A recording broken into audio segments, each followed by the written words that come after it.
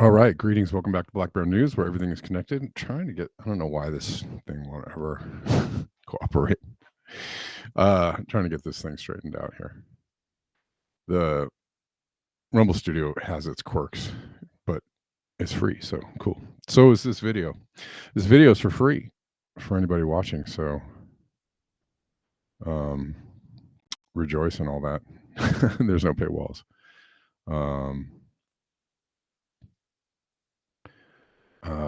So yeah, you can watch the show for free 99 Monday through Friday. I'm going to try something new. Oh, by the way, someone Jerry Demers, sorry, didn't mean to use your whole name, but Jerry, thanks for the tip on PayPal over the weekend. Thanks to everybody who contributes to the show. You know who you are. I do appreciate you. You know that I do. What I'm going to try and do, I'm sure some people might miss the beginning, but that's okay. What I'm going to do is try to do read viewer comments towards the end. I'm going to take like 10 minutes at the end of the show. I may actually add 10 or 15 minutes to the show in order to do this, but generally I interact with the audience a lot during the show and all that kind of stuff. And sometimes it's hard not to do that because it's stream of consciousness and people are commenting on the thing that you're talking about and adding insights and all that kind of stuff. But what I'm going to try and do is do like a viewer interaction at the end of the show. I don't know how this is going to work out, but last 10 or 15 minutes just to keep the show moving, because some people say that like it gets distracting when I read comments and interact with people. And I also notice that sometimes I'll read a comment and just kind of go off and go off the beaten path. And so for my own sanity and trying to stay focused on the subject at hand, I'm gonna try and just like get through the articles and get through the things I wanted to talk about, and then at the end of the show we'll do a little bit of audience interaction. Does that sound good? Okay, we'll try it. We'll see how that goes.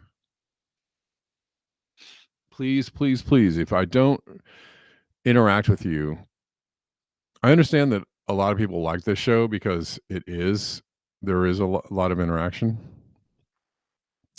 with the audience, and I get all that. And some people get really like upset when I don't read their comments or respond to their comments or cover the things that they want me to cover or talk about the things that they're talking about in the comments. Okay, just come on, please. I can't read every comment. I can't have an interaction with every single person in the chat. I can't do it. And to require me to do that is somewhat childish. So please don't do that.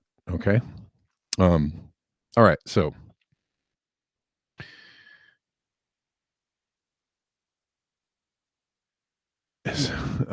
okay. It is hard for me not to read comments and react to people because I enjoy your commentary. And we got people in the chats right now. Hello, everyone in the chats. Kevin Shanholzer, long time no see. Thanks for hanging out today.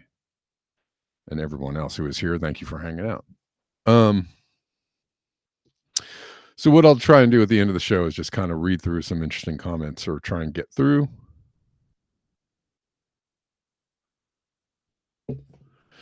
And obviously, if you contribute to the show, I'm going to definitely prioritize your comment or if you drop a donation.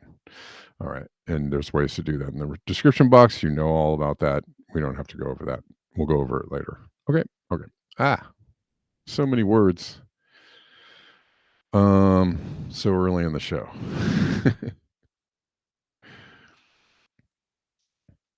I'm just going to look through a couple of interesting posts before we get into some articles.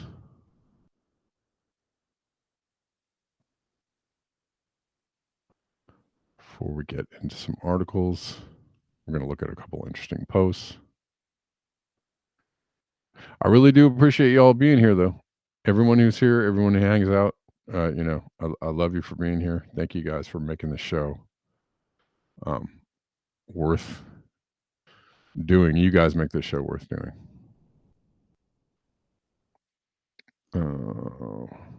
This is in Alaska because of climate change slash global warming. Permafrost is melting. This threatens communities, especially indigenous villages. Critical infrastructure like water, electricity, and transportation systems built on permafrost will be destabilized, causing housing and other structures to become unstable. And we have seen this happening. We know this is happening. I've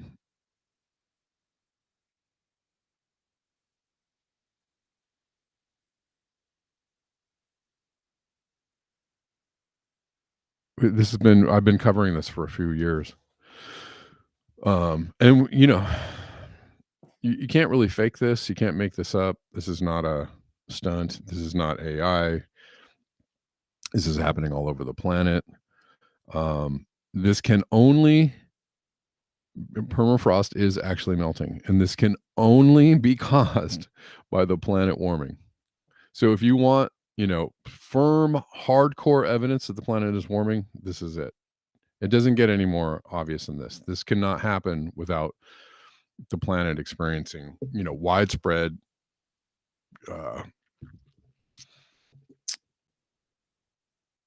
and pretty catastrophic warming, right? Because, this is stuff that's the permafrost is supposed to be permanently frozen, right?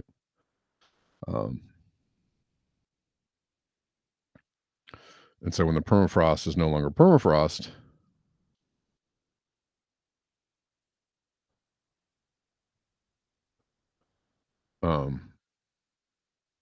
then it's not, if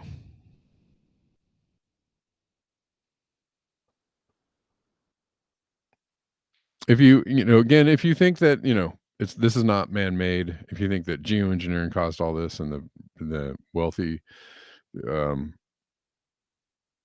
lizard people caused this, okay, that's fine. It's still, the result is the same. And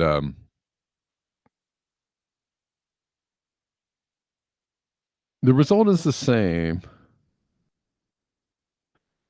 And if that's the result, and if that's the intended result, it's just about as psychotic as you could ever get. It's one of the most, destroying the planet for some kind of gain, evil gain. And guess what? whether it's man-made or Dr. Evil, it's psychotic to do something like this, to wreck the planet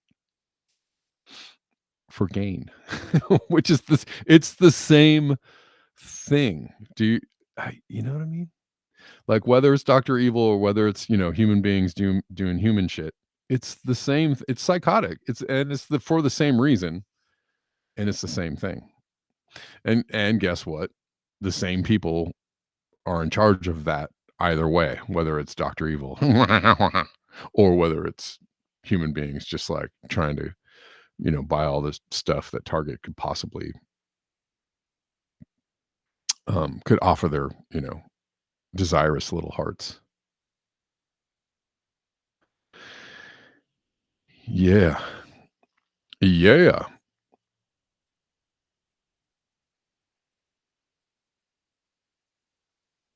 Let's keep going.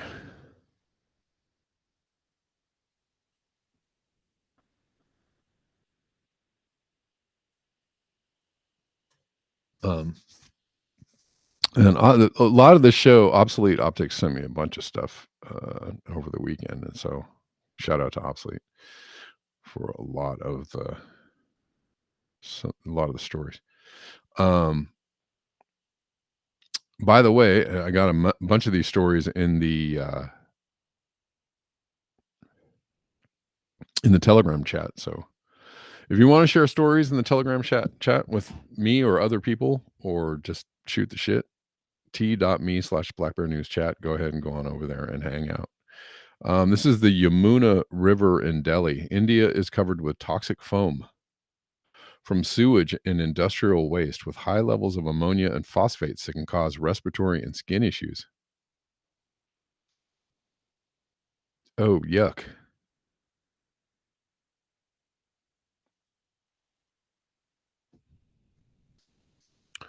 Yucky.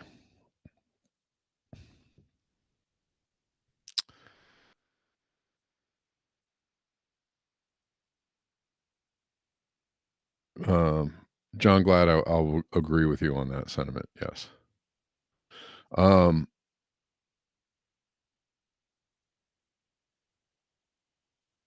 that is disgusting. Toxic foam from sewage and industrial waste with high levels of ammonia and phosphates that can cause respiratory and skin issues. Yeah. Well, and so this is so you actually do see some of this stuff in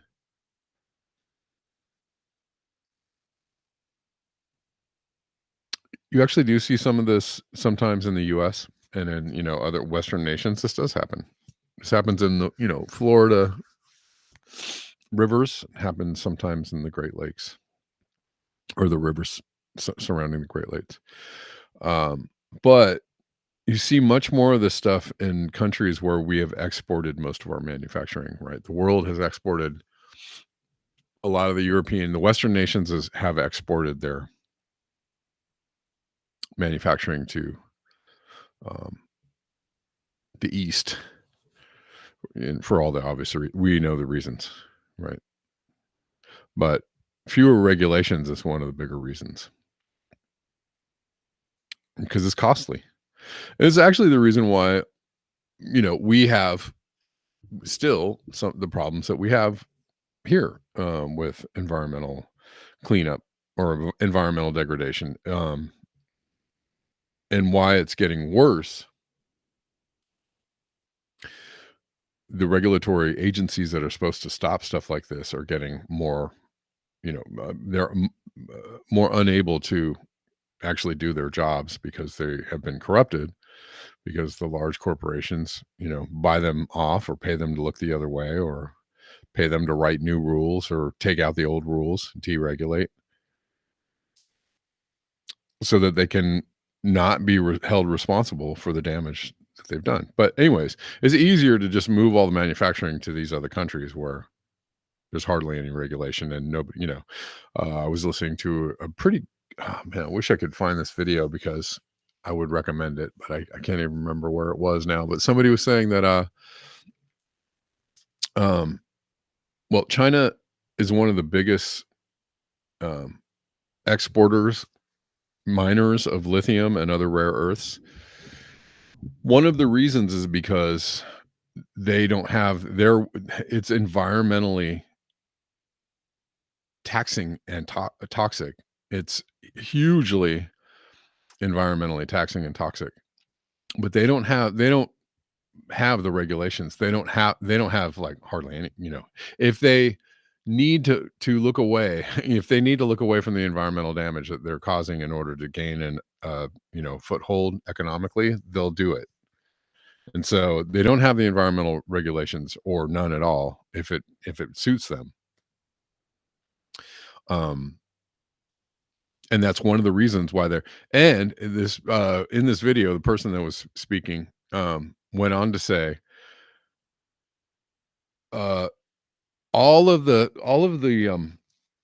I don't know if it's lithium directly, but a lot of the components a lot of the minerals and rare earths and the stuff that goes into every phone and computer in our phones and computers, we can mine it elsewhere, but it all has to be processed in China. Why? Because they don't have the regulations and they can process it and do the environmental damage and not, they don't care and look the other way. So most of the rare earths that we use in our computers and phones have to go wherever we mine them. It has to go to China to be processed and then either sent back or, you know, put together there in the devices that you're using. And he said a lot of this processing involves slave labor. So, literally everyone's devices, everyone uses devices, phones, computers, whatever. Everything you use has some amount of slave labor in it. And I was like, wow. I mean, we knew that. I mean, even the mining, a lot of the mining goes on in Africa, and a lot of the mining goes on in other places, and so we know this. Um, but that just kind of like brought it home a little more. So, uh, yeah, uh, yeah. Um,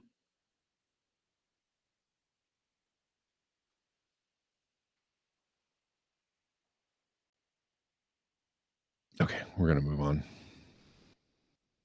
from this. I'm trying to stay focused and not just go off and cover the things I want to cover. It's hard though. It's hard not to read your chats and respond to all of them um, in real time. It is very difficult for me because I'm a ADHD type of. I'm not really diagnosed with that or whatever, but that's I'm very like all over the place. Hard for me to focus. Um, I'm sure many of you can relate. Okay. Truth Stream Media. The mud is so toxic in the wake of Hurricane Helene in western North Carolina that it is eating people's clothes.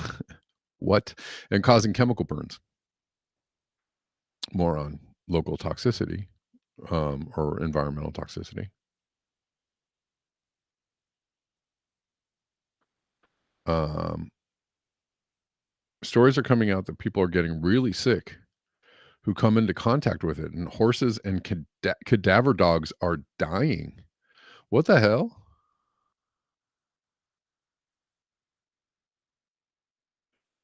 Oh, somebody said there was oh yeah, right. Multiple Superfund sites have been overcome by the flood. Were overcome by the flood. Wow. In a follow-up comment, it was multiple Superfund sites actually that were flooded. There are a lot more hazardous materials in the area that aren't apparently hazardous enough to warrant official EPA listing, but are nonetheless also toxic. Um, okay, let's read this. A mud in Marshall is toxic. Hazardous material protocols are now in effect. Use caution anywhere there is mud or water. An abundance of solvents, or caustic chemicals is eating people's clothes. People are getting chemical burns from the mud. Flood water is incredibly nasty and can be contaminated with household chemicals, fuel, oil, gas, animal, and human waste. Trash, watch out for syringes and nails and debris, garden chemicals, etc. PPE is now mandated for working in the mud, including respirators. Don't go in the mud. Use caution and avoid flood water and mud unless absolutely vital. Good Lord. Good Lord. That is freaking frightening.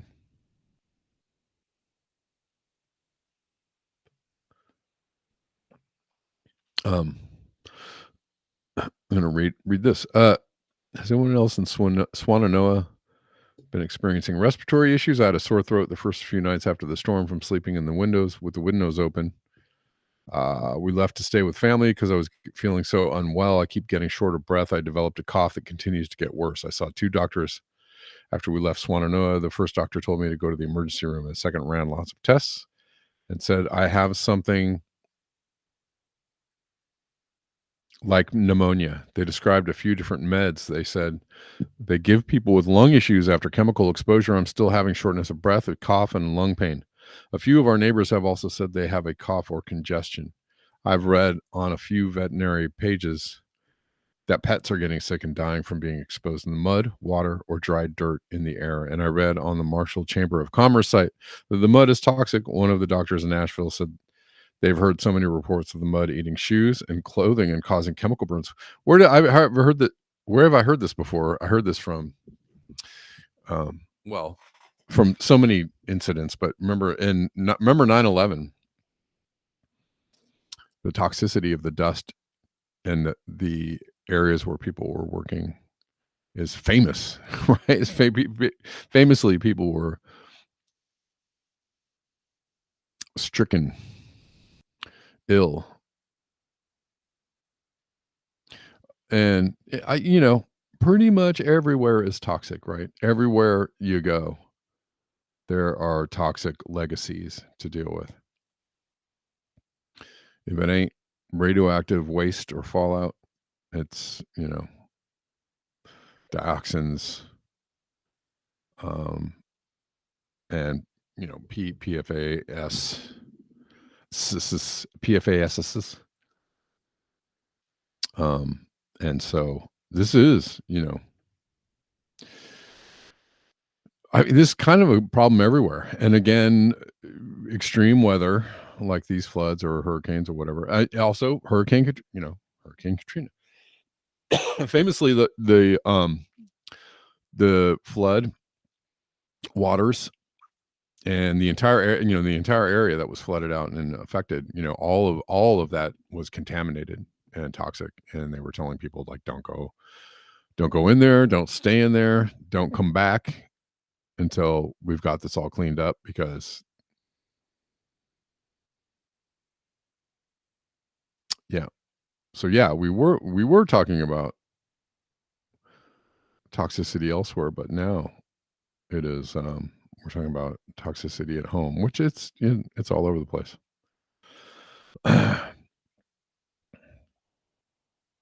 And the best thing, I don't know how easy it is to get away from it. I don't know how easy it is to get away from it. I don't know where you can go. Where do you go to escape uh, this web of contamination that um, we have wrought upon ourselves? By the way, we're live on Rockfin, Rumble, and on YouTube. If you are watching on any of those platforms, please subscribe, like and subscribe, share, do the things.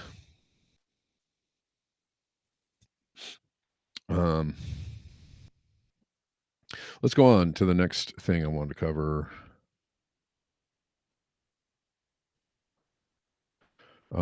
Pretty cool little article from here, from Sarah Connor.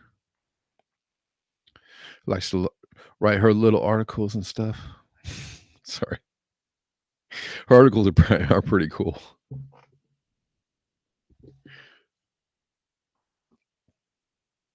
I was just, how people like to do that little microaggression of calling things, doing your little,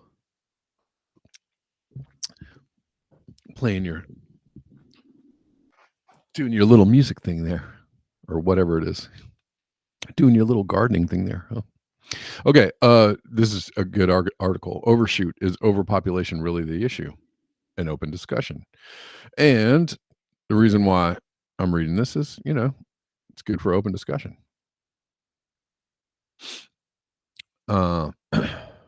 Discuss amongst yourselves. This article is me thinking out loud. I'm not diagnosing anything. Rather, I'm simply wondering. It's clear that humanity has overshot the planet's ability to sustain life. Mother Nature is under attack from all angles. Ocean acidification, global heating, biodiversity loss, extinction. I'm sure you've seen this graphic before.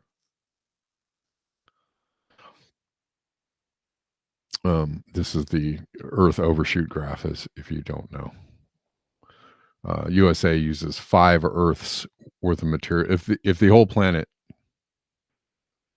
lived like the US, and that is certainly the goal. That is absolutely the goal. It's right? We are not importing anybody else's way of life. We are exporting our way of life to the rest of the planet, and the rest of the planet is just trying to do like us. And we know this. It's very obvious and self-evident. We are trying to make the entire world do the USA and use 5 Earths worth of resources every year. The world in a whole is 1.7. Almost 2. Intuitively, one would conclude that there are too many humans. If there were fewer humans, we'd consume less and resource exploitation would be more sustainable. But is this correct? I'm not disputing the fact that collectively we've overshot equilibrium. What I'm wondering is whether the outcome would be any different if we had half the population. It's a decent question. There's no real way of knowing, so this is a thought experiment that I'd love you to help me with. Hear me out. First of all, most of the accumulated planetary damage has been inflicted by a small proportion of the global population. Dang Skippy. According to Oxfam, the richest 1% were responsible for 16% of global consumption emissions in 2019, more than all car and road transport emissions. The richest 10% accounted for half of emissions. The richest 10% accounted for half of emissions. By the way, if you live in the USA, no matter how poor you are in the top 10% of the planet. Did you know that? So rejoice, even if you're dirt poor. You're still, yeah, and this is not to belittle anybody's situation. I don't mean to do that because some people really are struggling and I get it. And, shoot, I'm struggling. Um, but probably the homeless people here probably have a higher standard of living than most of the world, right? Just because of all the excess wealth we have here. But truly, if you live in the US, you're in the top 10%. It would take approximately 1,500 years for someone in the bottom 99% to produce as much carbon as the richest billionaires do in a year. Every year, the emissions of the richest 1% cancel out the carbon savings coming from nearly 1 million wind turbines. Wow. Since the 1990s, the richest 1% have used up twice as much of the carbon we have left to burn without increasing global temperatures above whatever she forgot to. The carbon emissions of the 1% are said to be 22 times greater than the level compatible with the 1.5C goal of the Paris, which that's already over. Why you can't even actually use that as a measuring stick anymore? Why would you? Because we're already past 1.5C. In the United States, Oxfam research reveals that a person in the top 1% emits 25 times as much carbon pollution as a person in the bottom 50%.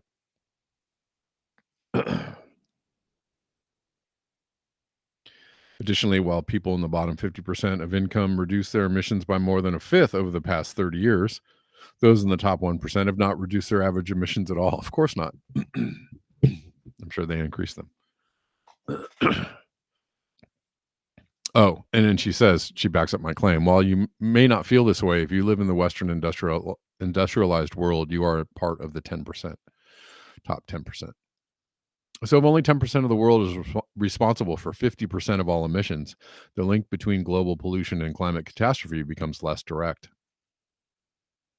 Billions of people in developing countries could vanish overnight, and it arguably wouldn't make much of a difference to total emissions.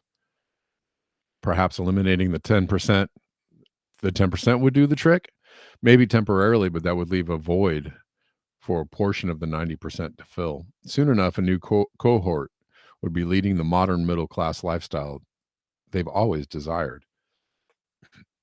Let's get away from proportions and look at absolutes. Yes, there is a top 10% responsible for most emissions, but what if that 10% included 300 to 400 million people instead of close to a billion? In other words, total global population um, was only about 4 billion. All things equal, one would assume emissions would drop significantly. Here's where I perform mental gymnastics to suggest that a significantly lower population wouldn't actually make a difference. Imagine the global population stopped growing at 4 billion, the population in the early 1980s. Can you imagine? I mean, that 1980s was I I graduated from high school in the 1980s. It's not that long ago. It is a blink in the human lifetime. It's a blink in my lifetime that the population has doubled. That is insane.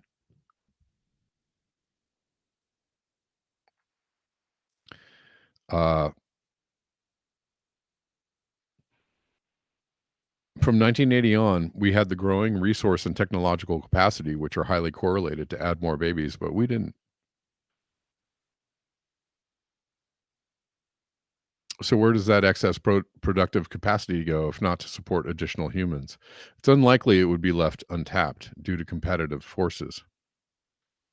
In simplistic terms, real, i.e., after adjusting for inflation economic growth, is a combination of population growth and productivity growth. Yeah, yeah.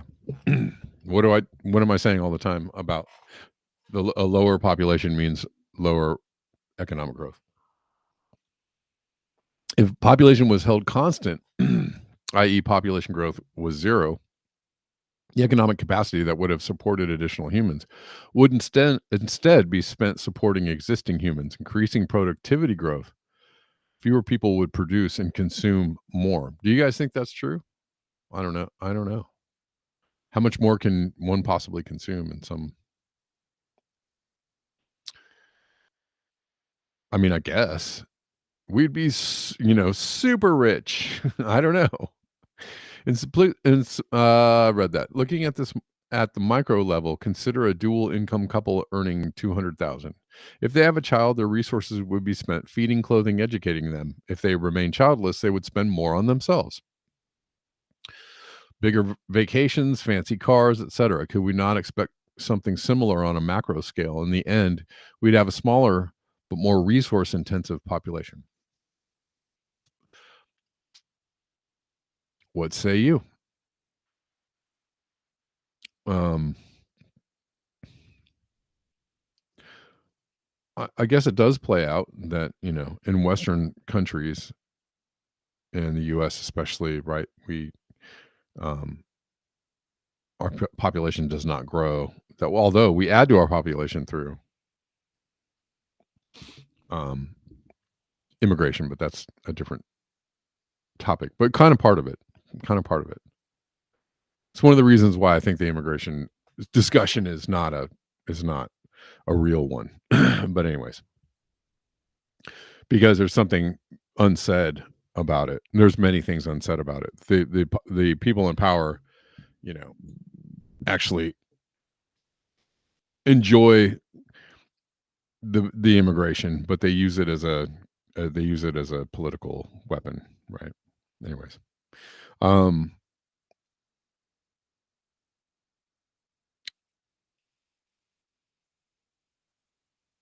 if population collapsed chaotically today, perhaps due to multi-breadbasket failure, resource consumption would fall dramatically and possibly permanently. However, one could argue the survivors would eventually pick up where the deceased left off, leveraging technological capacity to produce and consume more. As I write this, I'm starting to wonder if it's technological capacity rather than population is the real root cause of our situation.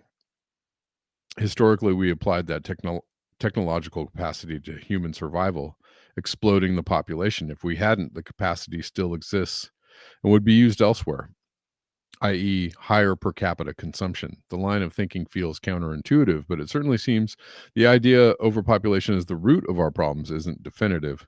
Would things be any different if we had held population constant at 2, 3, or 4 billion? Would a population crash today help or simply delay the inevitable? What do y'all think about that? I am a fan of the idea that it's not either or, right? Population or technological that things are always generally a combination. It's an and this and that, both. Um, that's just my opinion, but you may feel differently.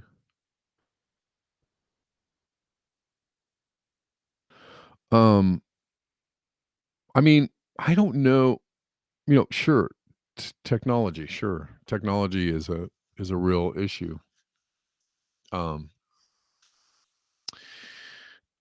technological capacity is a multiplier, right, of production and efficiency. But uh, technological advancement is tied to the economy. Um, and so, you know, I feel like there's a third equation here that she kind of mentioned, which is our economic capacity, our economic production is the other driver, right? And some would say tech, it's like she's kind of saying tech drives the economy, but the economy I think kind of drives tech, right? Tech helps the economy forward. So, I don't know. I don't know about this question. I think there's a lot of variables, but good question nonetheless.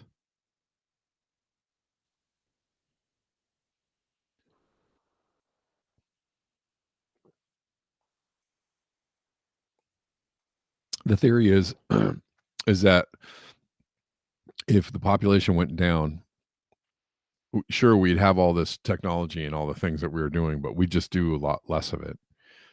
Um, right? If we had 4 billion people, obviously we could only do 4 billion people worth of damage. But you know, it's a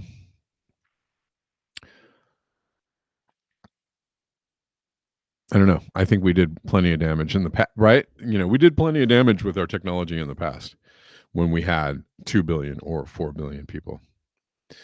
Um, I mean, and you can look all over the map for the kind of damage that we were doing in the past, and we still continue to do, but we just dress it up nicer, and we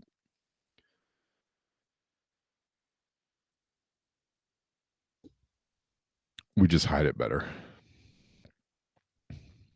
And we've also taken out a lot of the we've taken out a lot of the it's like going from coal to um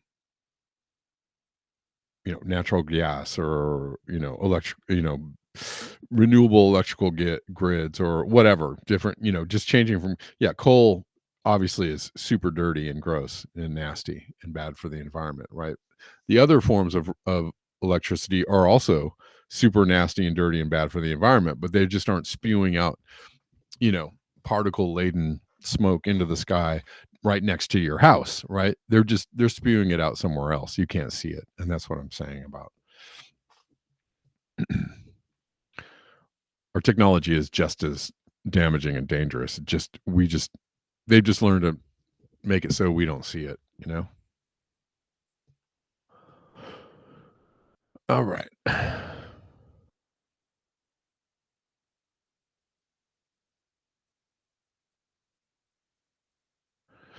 A few more things I want to cover. Maybe we'll do just a few more. And we'll do a little then I'll be a little, we'll do a little audience chat. Chat with the audience. The choice is oh, well, here we go.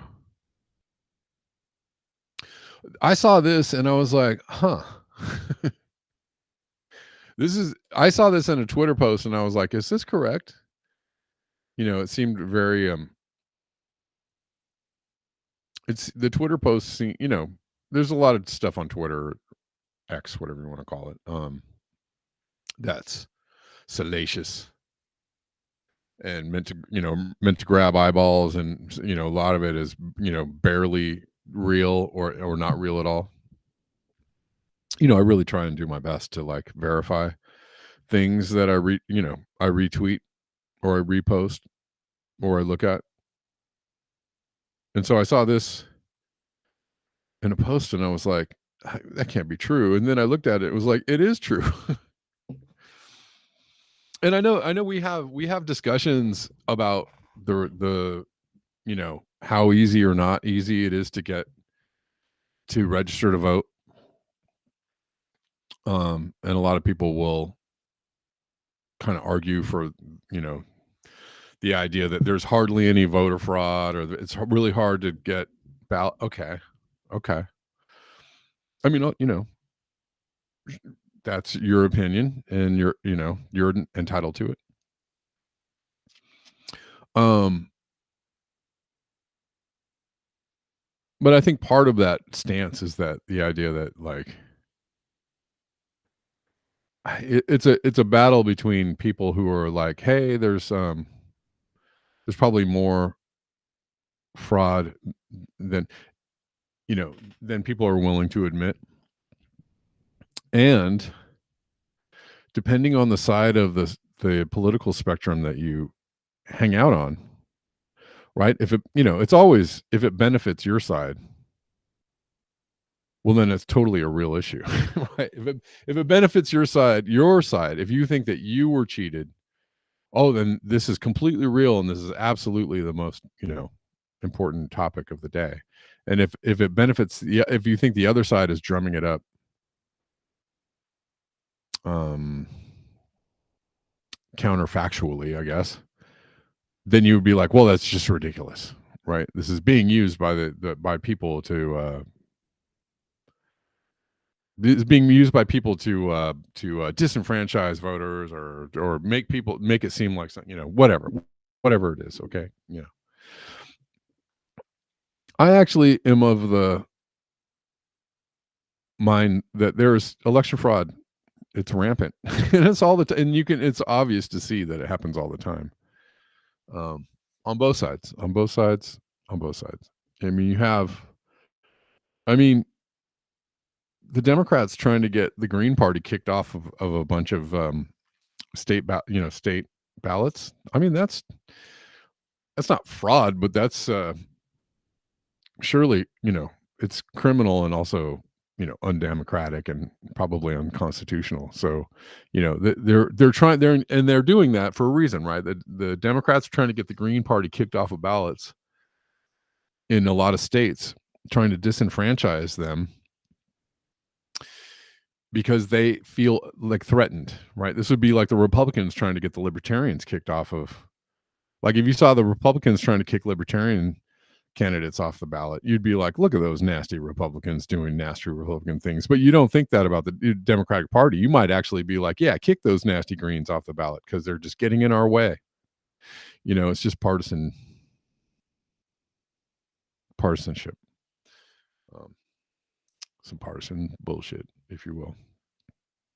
So, if it's the most important issue ever because it benefits your side or downs the other side, or what, I don't know, whatever.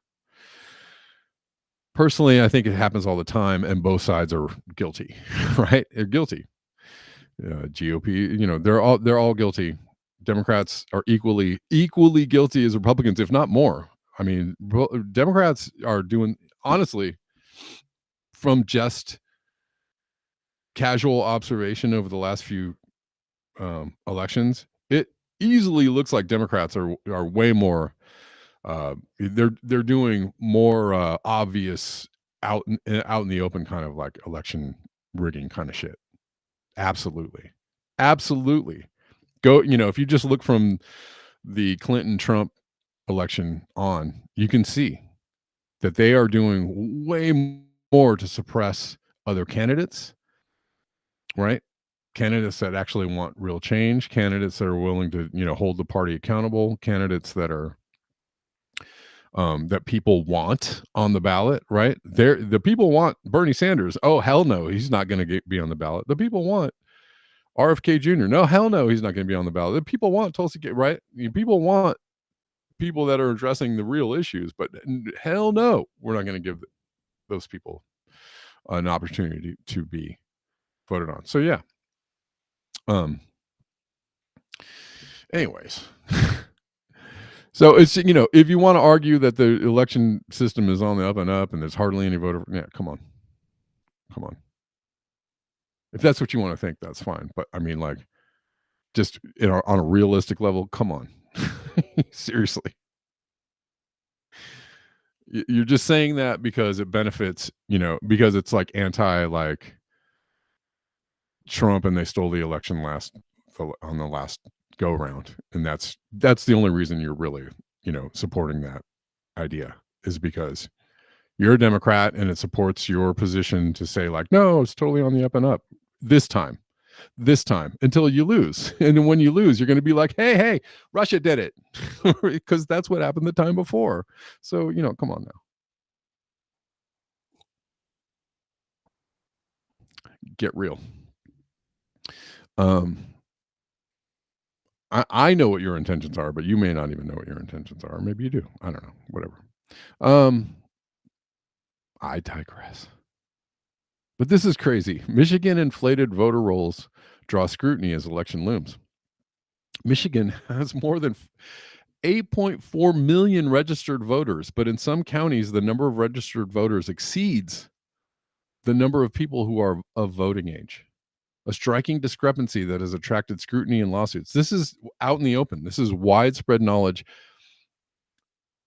This is all over the place. Like the government of Michigan, there's a government of Michigan website that acknowledges this is a problem. This is, um, on left and right leaning local, national outlets, news outlets. It's not a right wing conspiracy. It's not a left wing conspiracy. It's just everybody knows. They're admitting out in the open, yeah, this is an issue. Okay, so first of all, before all the no, that's not true. People come in. This is true. This is absolutely real, and it's widely admitted, widely acknowledged. Michigan, a closely watched battleground state, and this is also a thing. They're a battleground state. Hold on, I lost my article here. Has one of the most bloated voter rolls in the nation, with 500,000 more registered voters than there are Michiganders of voting age. 500,000 more registered voters. A local outlet found this week. What's the date on this? Well, says 22 hours ago. Anyways, the report comes after a Republican National Committee revealed in a lawsuit. So it was the GOP sued to get this information, I guess, in March, that 53 counties, or no, maybe they were being sued. The Republicans are being sued. I'm sorry. Let me get that. Is that right? I'm not sure. Oh, I guess they're suing. Oh, they are suing. The Republicans are suing to get this information. In a lawsuit in March, that 53 counties had registration rates of 100% or higher than 100%. Based on U.S. Census data, these voter registration rates are abnormally, or in the case of counties with greater than 100% registration, impossibly high. Attorneys for the RNC wrote, arguing that the data showed the state's voter list hygiene was not only poor, but in violation of the National Voter Registration Act. All right, so, please continue to argue with me how there's no election fraud and everything's on the up and up. Please continue with that argument. If you want to. They're in violation of the National Voter Registration Act. The RNC's lawsuit remains pending, and Secretary of State Jocelyn Benson, an elected Democrat, has moved to dismiss it. The legal fight began days after a judge ruled in favor of Benson and against the Public Interest Legal Foundation in a lawsuit that made similar accusations. Attorneys for Benson defended her rigorous list maintenance practices against RNC's claims, saying that since 2019, her office had removed about 800,000 people. That's almost 1 million people from the statewide voter rolls, and that another 360,000 would be removed in 2025. Over 1 million people. Well over 1 million. If it's still at 500,000, well, I don't know about well, but 1.2 million almost.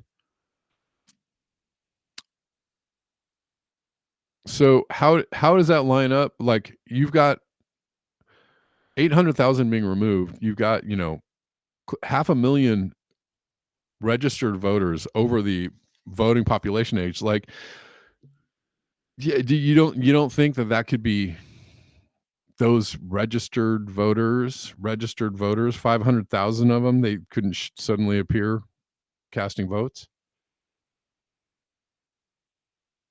one way or the other on any given Sunday? Well, we'll call it a Tuesday since that's the election day. But on any given Tuesday, that they could show up and vote, and they're on the registered voter rolls. So 500,000 people. 500,000 people is a shit ton of people. Come on, man. Especially when these battleground states are going, supposedly being decided by, a few thousand votes, 10,000 votes, 50,000 votes, right? Supposedly. It's wild. I mean, it's a wild admission. How many other states have this kind of thing going on? We don't know about it yet because there's no lawsuit. It wasn't revealed in disclosure.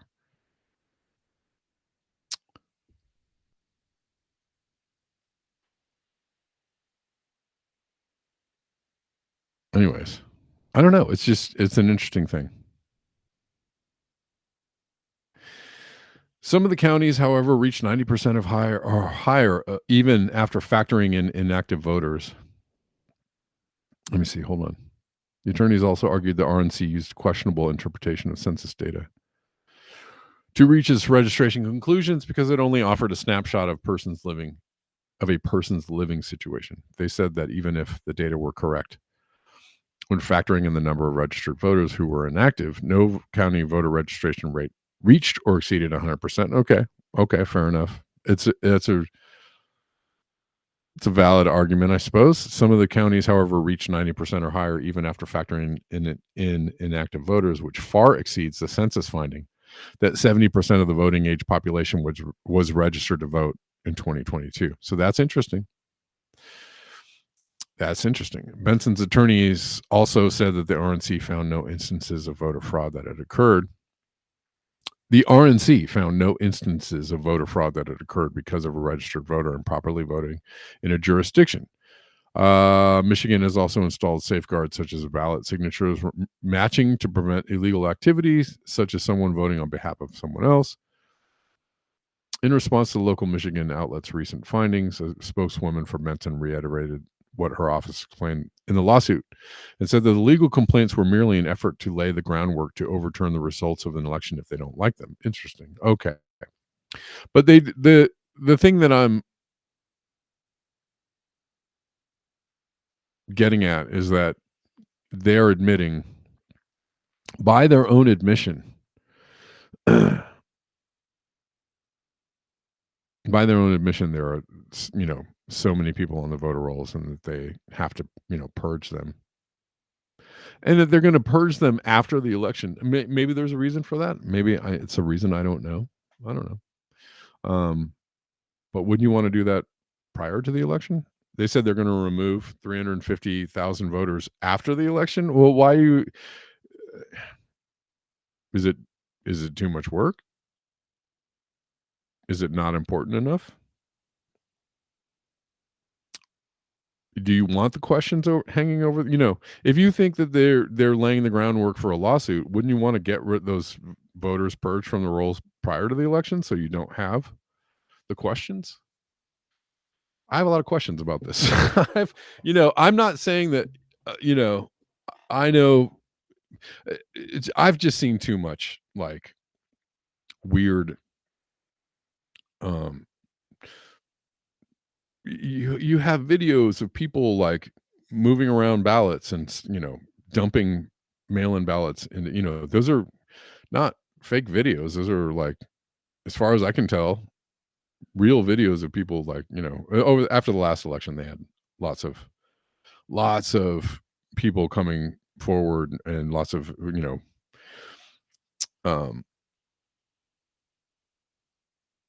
lots of like surveillance camera videos coming out of people going to ballots and ballot boxes and dropping off like hundreds of ballots, right? So those things, you can't just dismiss that.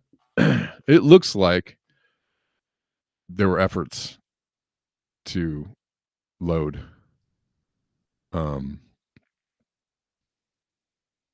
to load it one way or the other. So I have questions about it. I'm not saying I know for sure who did what and who went where and what the numbers were and all that. It just looks questionable.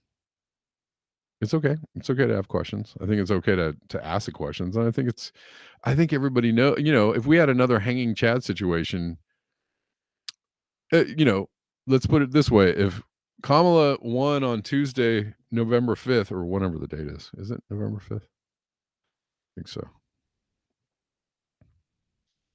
It is. If Kamala won on November 5th, and then 2 days later they were like Trump. No, actually, Trump won. There were a bunch of mail-in ballots that came. I bet. I bet you. I bet you cash money. I bet you $100. I bet you $100 the Democrats would be like screaming foul. And if you're a Democrat, you'd be screaming foul too. And that'd be okay because that's what you should do. You should actually absolutely question election integrity. I lived through the hanging Chad era. And I was like, what the hell? What the entire hell was that? That was bizarre. You know. Anyways, it's there. Um No, okay. So then now's a good time to open up. We'll open up. We'll have a little chatty chat. Leo is not a conspiracy promoting channel, but that's not a conspiracy to question election integrity is not a conspiracy at all. The fact that yeah, the fact that the situation that happened just what I said in 2000 when George Bush when Gore I went to bed and Gore had won, and then like the next day they were like, hold on a second, and then that whole thing unfolded and everybody was like, what the entire hell? That's not a conspiracy. It's like not at all. So it's not a conspiracy to say that there are. All right, well, good day to you, Leo. This it's not a conspiracy channel, it's a channel for people who like to think. So if you don't want to think, then go elsewhere. Have fun with that. I mean, seriously, like I only want people here with the big brains and with the thinking, capacity to think. And y'all are mostly that. But I'm not gonna the conspiracy that like Democrats are on the up and up and only the GOP, that's a conspiracy. And only the Republicans cheat. You know, Trump was obviously a Russian plant, but no, there wasn't any election interference in 2020. Come on, that's a conspiracy. But you believe whatever conspiracies you want to believe. All right. Now that we're clear.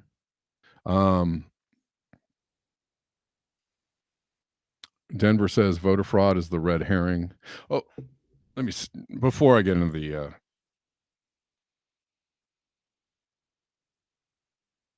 the chats.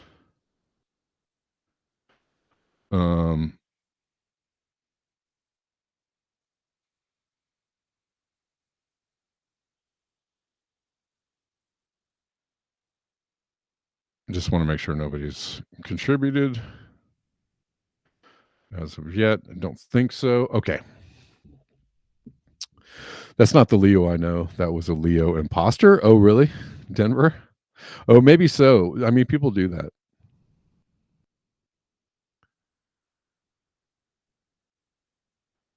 People do that. Oh, so you know another Leo Serrano that is in the chats? Oh, Salt Laker says Leo equals law enforcement officer. That's what I thought. That's what I thought. First time I saw, like, so whatever. But pretty good. Pretty good. I mean, yeah, isn't that the isn't that the playbook for these folks? They get in the chats and they're like, "You're a conspiracy theorist?" I was like, "Okay. Well, I'm out of here. I'm not watching this channel anymore." Okay. All right. Okay. I feel bad. I feel bad. I'll change my ways. Yeah. Okay. Well, hopefully there's a Leo Serrano out there that is not an imposter.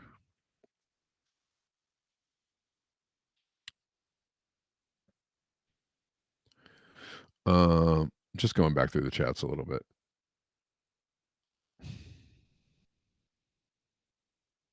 Damn, there were some other. I'll bring back these other articles for tomorrow.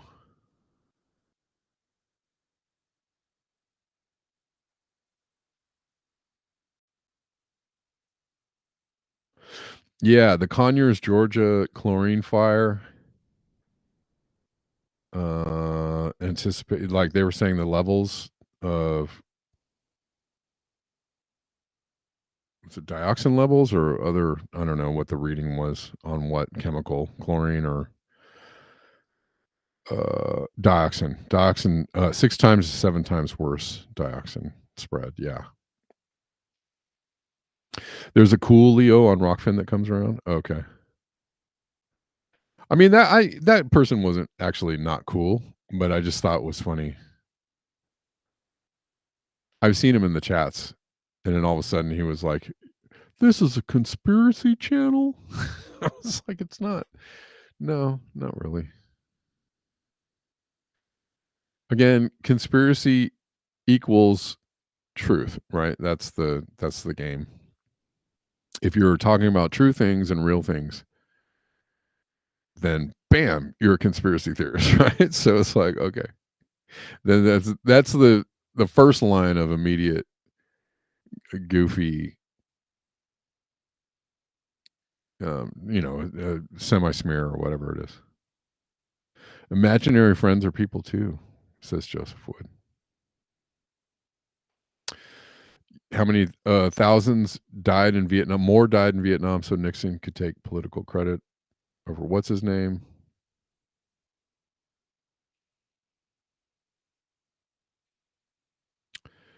Every county is in breach of law if they don't have paper records of all votes and ballots in the county. Yeah, this is law. So why can't they produce the ballots and paper records upon request? Right, right. And there was definitely, it looked to be verifiable, um,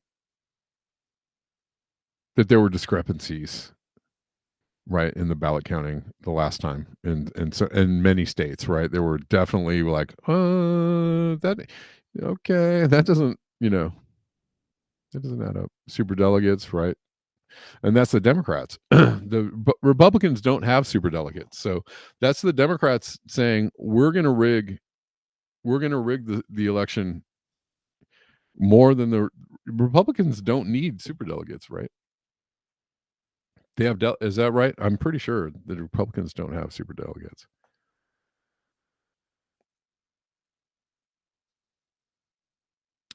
They're like, well, no, we can count the vote. We can count who voted what on in the states. We can take them. We can take what they want and run with that. But the Democrats are like, no, no, no. We need a way to overrule what people want, just in case we remember. Oh my God, I actually forgot just about this. Remember in 2016 when Hillary Clinton, they just gave her the super delegates right at the beginning. She started off like thousands of delegates in the lead or something. If it was thousand, maybe I'm over counting, but she had a ton of delegates right in the beginning. They're like, these people have already committed to Hillary, so I don't even know why this guy is running. Okay, that's not election interference. That's not overruling democracy. That's not, they decided. Yeah, they were like, "Oh, you know what we could do? We could just show all the delegates already committed for Hillary before the primary even starts. That way we can get rid of this Bernie fucking whatever the fuck his name is. We can get him out of here." Right? They did that. Democrats are dirty, man. They are dirty as hell. If you think that you're on the Democratic side because they're the best and the kindest and full of joy, keep on thinking that. My God. My God, keep on thinking that.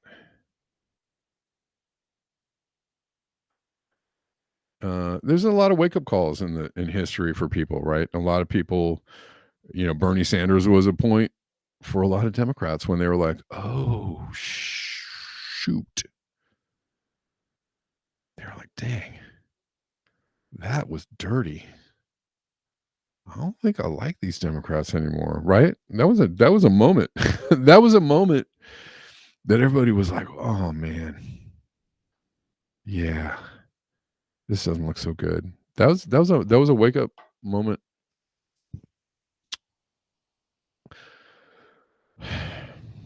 Anyways, Bernie won a state and they gave the delegates to Hillary. That's right, they did. And if you remember in 2020, they did that shit again. With the first state, it was the Iowa caucus, right? Remember that? And they awarded it to what's his face? Booty Booty Juice. Um, even though, and they were like, yeah, that was real sketchy. Real sketchy. They started, right off the bat with the burning Bernie. We're gonna burn down Bernie right at the first state. We're gonna burn him down, and then like it only took till like Super Tuesday, and Super Tuesday they were like shut it down, got everybody to drop out and back Biden, and they were just like,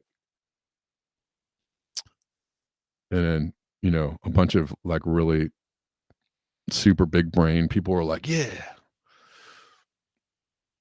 Biden, like we told you, like what? You're voting for you're caping for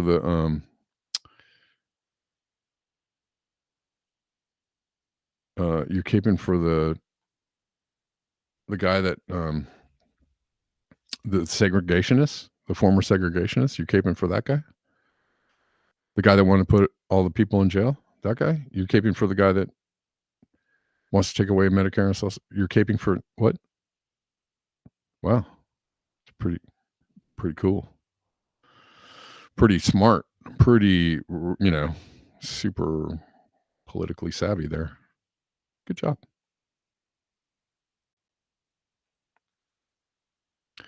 I know Bernie was I know creative. I understand the problems with Bernie. The problems with Bernie. It could be like a good, or who cares? Nobody cares anymore. But sounds like a sitcom. Problems with Bernie could be like a what's the Larry David show? Could be like the Larry David show, but with like Bernie Sanders, and it'll just be like people uncovering like what Bernie. Anyways, whatever. Come on, could be fun.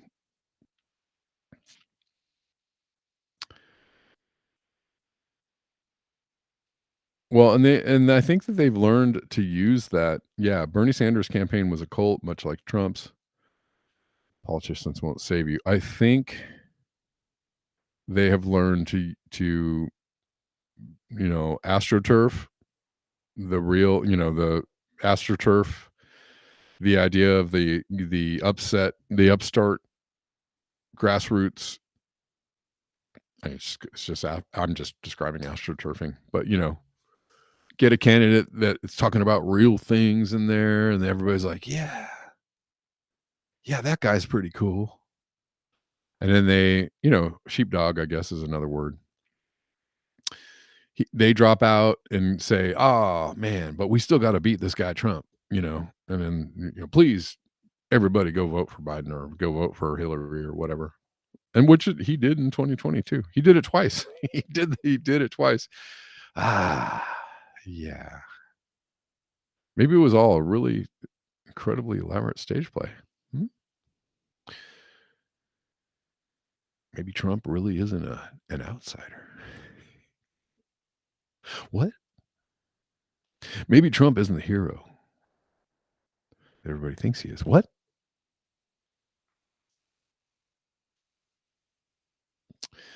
Oh, yeah, right, they had an app that didn't work. The name of the company that did the vote. Yep, yep. That's right. The name of the company that did the vote count app in Iowa was associated with Booty Judge. It was named Acronym, wasn't it? So I think I remember that. Curb Your Enthusiasm, yeah. It'll be like Curb Your Enthusiasm, but with Bernie Sanders. It'll be hilarious. It'll be funny. Tulsi voted for Hillary and Biden too. Yeah, now she's over on Trump's side. That's interesting. RFK's on Trump's side. Was it I mean, how's that for a wrinkle in the stage play? How's that for a plot twist? What do you guys think? It's a pretty good plot twist. The plot twist of, like, Dick Cheney endorsing Kamala Harris, though, that's a weird one. That's another, like, the Democrats really wanna lose edition. The Democrats are trying to lose edition, right? Because how do you I guess they think that looks good, but, yeah, Dick Cheney and Liz Cheney are on Kamala's team. It was like, you're just you're trumpeting out there, like, "Yay, look at us. We got endorsed by Dick." What? That's not an endorsement. That is not an endorsement. That's an indictment. Ooh, that's an indictment. You don't want that endorsement. Come on, man. Come on, man. Get it together, Grouch.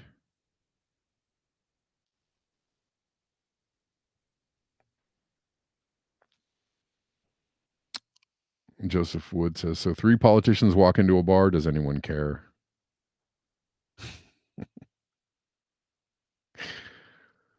3 politicians walk into a bar, and the guy in the back says, "Who who are you?"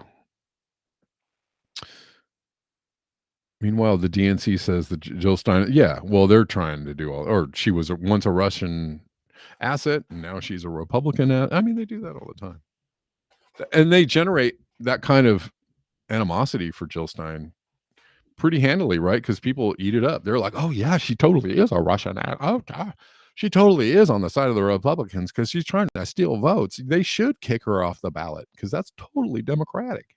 That's why we vote for the Democrats." Said the big brain people with the big brains. It's like, okay. Okay. Well, okay, last thought. Isn't Tulsi Gabbard, isn't she isn't her rank or or her job, isn't her job like in the psyops division? Hold on. Let me look this up. I heard this and I just wasn't really um didn't have the wherewithal to actually like Google it. Um isn't her job like psyop queen, which is freaking crazy, right?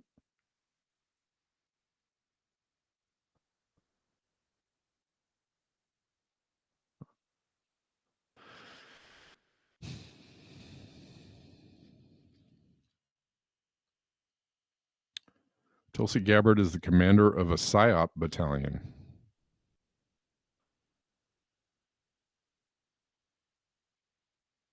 Civil Affairs Battalion.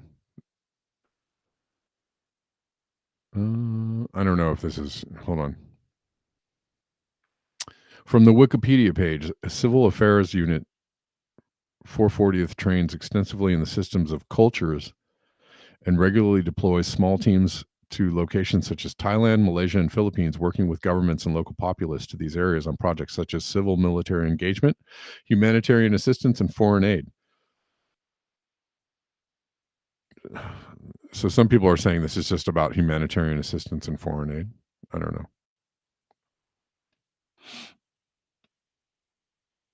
Yeah, I meant to try and like see if this was actually true.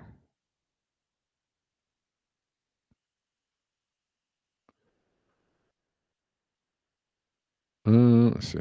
I'm on her Wikipedia page.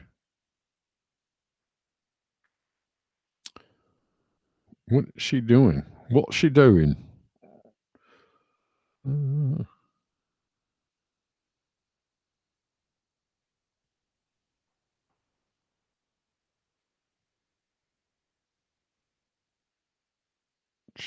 I can't actually see where her job is.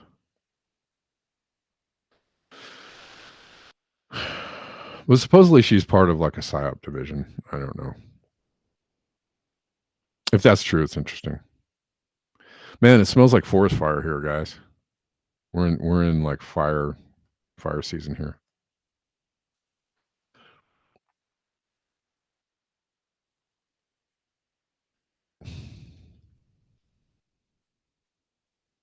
Anybody know about that? On there, anyhows, trying to find it. I don't know if I can see it.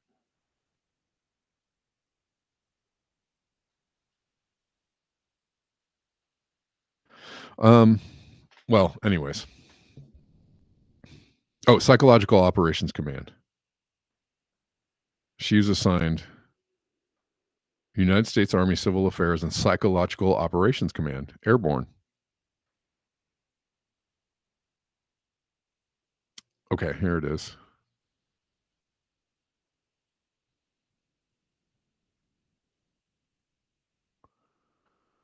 Soldiers' ability to carry out missions in support of unconventional environments or special operations.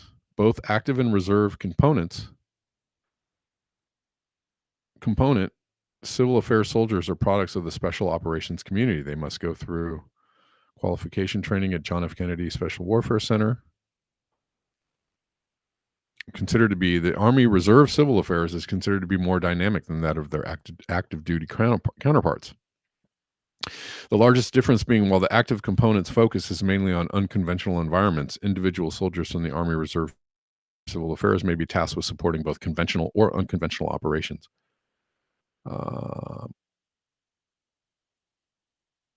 The Army's active duty special operations, civil affairs, and psychological operations unit, along with civil affairs and psychological. Blah, blah, blah, blah, blah, baby. Okay, well, that's what I read. This is what she's assigned to: United States Army Civil Affairs and Psychological Operations Command, PsyOps. Which I guess that's interesting, isn't it? Considering she holds a lot of seeming political sway among a lot of people. There you go.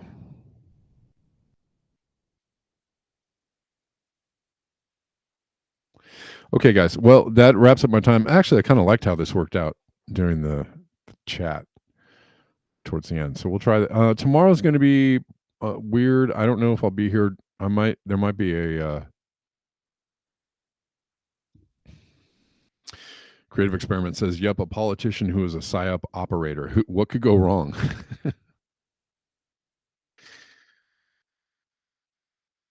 It is strange, isn't it? Unconventional operations. Yeah, what does that mean? That's very nebulous. Very, very open to interpretation, wouldn't you think?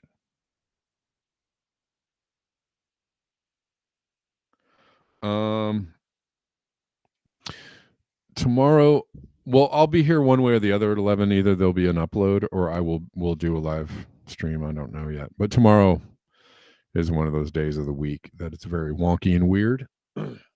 So there may be an upload tomorrow. Either way, you'll see me at 11.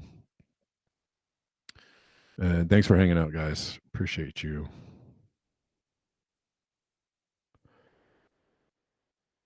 Mr. Pibb. Confound it. Where is that Mr. Pibb? All right. We'll see you next time, y'all. Somewhere in here is my thing. Peace.